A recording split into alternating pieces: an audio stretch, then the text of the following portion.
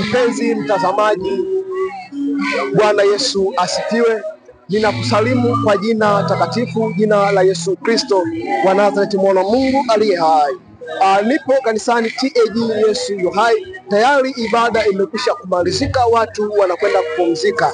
Sasa twende tukawasikia wadau ambao wameweza kuhudhuria ibada hapa leo kanisani TAG Yesu yu hai. Ni kitu gani hasa wameondoka nacho? Ni kitu gani ambacho wameweza kukipata kwenye ibada ya leo hapa kanisani TAG Yesu yu hai?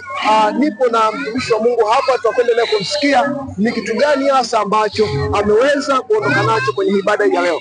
Mtumishi wa Mungu, Bwana Yesu asifiwe. Amina. Habari ya uzima? Salama kabisa. Habari ya uzima? Mungu ni mwema. Kwa majina naitwa Yusufu George, sijajua unaitwa nani? Kwa majina naitwa Celestine Tripon Kambanga.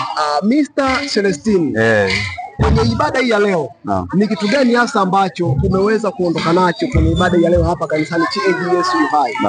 Bwana, kwanza kabisa nashukuru Mungu kuhudhuria ibada ya leo. Of course ni ibada ambayo imenitengeneza. Imenitengeneza kutokana na somo kuu ya leo ilikuwa inahusu kwenye swala la subira. Kwa watumishi wengi sana tunakosa kusubiri pale Mwenyezi Mungu anavyokupatia. Kwa hiyo kupitia ibada ya leo kwa kweli imenifungua na imenizidisha imani ya kusubiri kuhusu maombi yangu ambayo tunayaomba kila siku, kwamba kuna siku Mwenyezi Mungu anakuja anayajibu, haijalishi ni muda gani atakuwa anayajibu.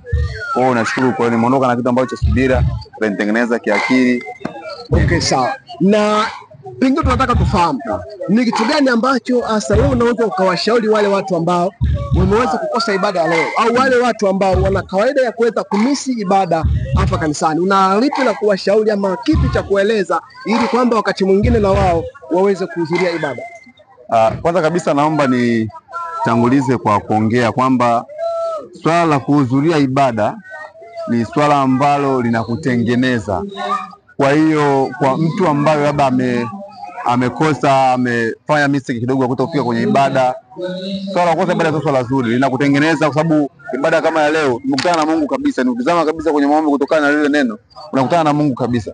Kwa hiyo ni kitu ambacho kinakutoa kwenye level moja na kufikisha kwenye level nyingine. Kwa hiyo naomba tunapata changamoto tupate hata muda pia wa kuja ibadani. Anakushukuru sana. Amen. Ubarikiwe sana. Amen. Mpenzi mtazamaji, kama ambavyo unasikia, hayo ni wadau ambao wameweza kuhudhuria ibada ya leo. Wana vitu vizuri vya kuweza kukushauri wewe hapo unapokuja kwenye ibada. Mungu akubariki sana na bye bye.